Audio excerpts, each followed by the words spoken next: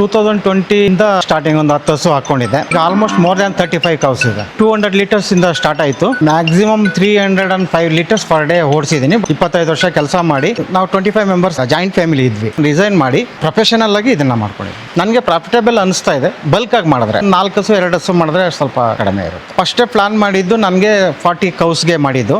65/33 ಇದೆ shed measurement. Summer season ಅಲ್ಲಿ over heat ಆದ್ರೆ ಹಸುಗೆ ಬೆನ್ನು ಡ್ರೈ ಆಗುತ್ತೆ. ಅದಕ್ಕಾಗಿ ನಾವು ಈ ಎಕ್ಸಾಸ್ಟ್ ಹಾಕಿರ್ತೀವಿ, ಹೀಟ್ ಸ್ವಲ್ಪ ಅವಾಯ್ಡ್ ಆಗುತ್ತೆ ಅಂತ.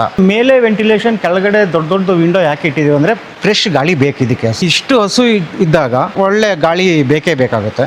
ಫ್ಯಾನ್ ಏನಕ್ಕಂದ್ರೆ ಈ ಸೊಳ್ಳೆ, ನೊಣ ಇವೆಲ್ಲ ಬರುತ್ತೆ. ಇಂಡಸ್ಟ್ರಿಯಲ್ ಫ್ಯಾನ್ ಹಾಕಿದಾಗ ಅಟ್ಲೀಸ್ಟ್ ಆ ಸೊಳ್ಳೆ ಎಲ್ಲ ಆಚೆ ಹೋಗುತ್ತೆ. ಕಾರ್ಗಿಲ್ ಫೀಡ್ ಆಲ್ಮೋಸ್ಟ್ ನಾನು ಇದು 3-4 ಇಯರ್ಸ್ ಇಂದ ಯೂಸ್ ಮಾಡ್ತಾ ಇದ್ದೀನಿ. ಸಕ್ಸಿಡ್ ಸೆಮೆನ್ 99% ಫೀಮೇಲ್ ಕರುನೇ ಬರುತ್ತೆ. 100ಗೆ 200ಗೆ ಒಂದು ಮೇಲ್ ಬಂದ್ಬಿಡುತ್ತೆ. ಸೊ ನನ್ನಲ್ಲಿ ಯಾವುದೂ ಆ ಥರ ಆಗಲಿಲ್ಲ. ಎಲ್ಲ ABS ಸೆಮೆನ್ನೇ ಮಾಡಿಸಿದ್ದೀನಿ. ಪಡ್ಡೆಗಳು ಡೆವಲಪ್ಮೆಂಟ್ ಮಾಡ್ಕೊಂಡು ಅದಕ್ಕೂ ABS ಸೆಮೆನ್ನೇ ಮಾಡಿಸ್ಕೊಂತೀವಿ. ABS ಸೆಮೆನ್ ಮಾಡಿಸಿದ್ರೆ at least first lactation more than 28 to 30 ಲೀಟರ್ವರೆಗೂ ಪ್ರೊಡಕ್ಷನ್ ಬರುತ್ತೆ. ABS ಬೀಸ್ಟ್ ಅಂತ ನಂತರ ಬೀಸ್ಟ್ ಒಂದಿದೆ, ಫಾರ್ಚೂನು ಒಂದಿದೆ. ಫಸ್ಟ್ ಲ್ಯಾಕ್ಟೇಷನ್ ಪಡ್ಡೆಗಳಿವೆಲ್ಲ 2 times ಫೀಡ್, 2 times ಮೇವು. ಹಾಲು ಕರೆದ ಮೇಲೆ ಫೀಡ್ ಕೊಡ್ತೀವಿ. 6.5 month ವರೆಗೂ ನಾನು ಪ್ರೊಡಕ್ಷನ್ ತಗೊಳ್ತೀನಿ. ಪ್ರೆಗ್ನೆಂಟ್ ಆಗಿದ್ರು ಪ್ರೆಗ್ನೆಂಟ್ ಆದಾಗ ಲಾಸ್ಟ್ 2.5 month ರೆಸ್ಟ್ ಕೊಡಬೇಕು. 7 month ಆದ್ಮೇಲೆ ಡ್ರೈ ಫೀಡರ್ ಇದೆ. 1 ಬ್ಯಾಗ್ ಅದನ್ನ 50 kg ಅದು ತಿನ್ನಿಸ್ತೀವಿ. ಆ 1 ಬ್ಯಾಗ್ ಆದ್ಮೇಲೆ ಟ್ರಾನ್ಸಿಷನ್ ಮಿಕ್ಸ್ ಅಂತ ಫೀಡ್ ಬರುತ್ತೆ. ಕರು ಹಾಕೋವರೆಗೂ ಅದನ್ನೇ ತಿನ್ನಿಸ್ತೀವಿ.